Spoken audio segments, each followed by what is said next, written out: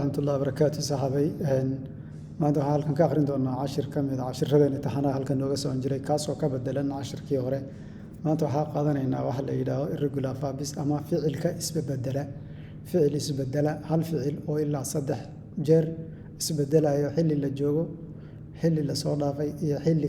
la soo dhaafay oo dhow oon sii fogeyn ilaa xilli fog oo waqti hore ah. Marka insha Allah hadii la yidhaaho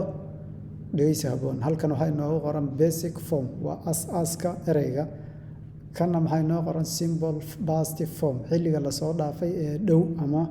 aan sii fogeyn laakiin waqti laga soo tagay xilli la soo dhaafay oo aha waqti aad u horeysa ama fogba. Halkan waxaa inoogu qoran eat halkan waxay noqonaysaa 8 halkan waxay noqonaysaa 8 ay noqonaysaa halkan 8 waxay noqonaysaa eat waa wax la cunay cunto adiga ama waxay doonaysaa wax la cunay kadib wax la cunay wax la cuna markasta dhaca waa eat waa wax markasta cuntada markasta la cuno. Eat waxay noqonaysaa wax la cunay oo mar hore la cunay laakiin aan saa sii fogeyn. Halkan eaten ay noqonaysaa way isbedeshay eaten ay noqonaysaa eaten maxay noqotay wax mar hore la cuno lagu kala tagay waqti hore ah waliba taa wax hadda marka lagu kala tagaanayn laakiin xilli fog oo hore ah. Forgive waa cafin forgiven la cafiyay waa waqti dhacay laakiin aan fogeyn waqti hore u dhacay laakiin waa wax mar hore dhacay laakiin raadkiisii muuqdo oo lagu kala tagay. Forgiven waa isbedeshay meeshan maxay noqotay ay isu bedeshay halkan ay bay ahayd halkan maxay noqotay tanna maxay noqotay forgiven ena lagu daray. See aragti soo arkay seen arkay mar hore see I see you waan ku arkaa waa hadda la joogo I saw you waan ku arkay shalaan ku arkay saakaan ku arkay xilli la soo dhaafay laakiin aan sii fogeyn I seen waxaan arkay mar hore qarni hore oo kale to camal ayaan arkay. Forgot waa iloobid I forgot adoo kula taagan oo tusaale qof kula taagan wuxuu ku dhahay shaygii hebel aaway waan soo iloobo kale I forgot waan iloobay. Forget waa ilowsho forgotten la soo iloobay waa waqti dhacay isagana maxaan ku idhaahdaa wax mar hore dhacay laakiin aan saa sii fogeyn. Simple past wax la yiraahdo way forgotten wuu isbedelay saas isu bedel waa wax mar hore ah waa garanay. Became ka imaaday ama noqday became ay isu bedeshay oodii ayaa waxa isku bedeshay halkan became imaaday ama noqday he became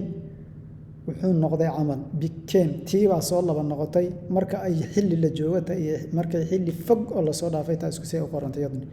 Begin waa bilaabid I begin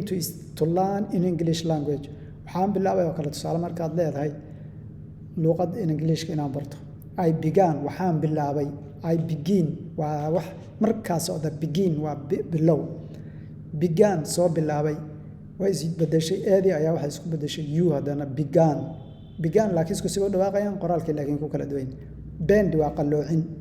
waxaad saa u qalloociso kale tusaale hadaan u qaadano maxaad qalloocini qalloocin dabcan wax la qalloociyay waa wada garanaynaa baa u malaynay tusaale hadaan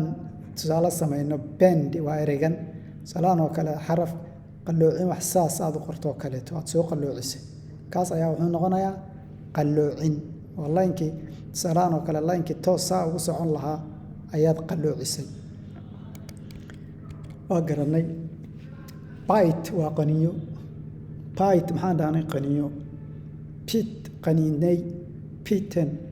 waa wax mar hore dhacay isaguna qaniyo waa hore dhacday waa. Catch ayaa inoogu xigta catch waa qabasho I catch I snake mas ayaan qabtay I catch a thief tuug ayaan qabtay I caught a thief last night xalay tuug ayaan qabtay caught ay soo bedeshay iyaduna inta badan aad isuma sii bedesho kan hore baa isbedelay laakiin labada dambe waa isku dhow yihiin. Break waa jabin broke jabiyay broken waa 3 ficil meeshan ficil hadda ama mar walba dhaca ficil la soo dhaafay laakiin aan aad u fogeyn iyo ficil mar hore ah ayuu noqonayaa waa garanay. waxaan u nimaanay bring keenid brought mar hore keenay. Dhig waa qodid intaad bir qaadato ama aad wax adag qaado aad dhulka qodo kale ay dhig waxaan qoday qabri waxaan qodayaa qabri ama dhig waa ficilkii qoditaanka dhag waa ficilkii oo la soo dhaafay laakiin aan saa fogeyn dhag wuxuu isla noqonayaa isla ficilkii oo sidoo kale ah leaf ka tagid lefty ka tagid leaf waa magacii ka tagid ah meel aad joogtay waa ka tagtay leaf ka tagid lefty waa waqti la soo dhaafay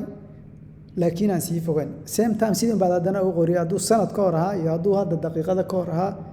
sidan unbuu noqon speak hadlid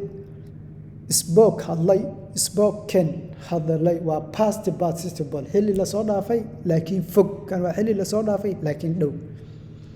the president is spoken to the people hadaa tira madaxweynuhu wuxuu la hadlay dadka xaloo kale khudbada jeediyay ama saako kale jeediyay waa garanay right qorid wrote qorid written qoray wrote waa xilliga la joogo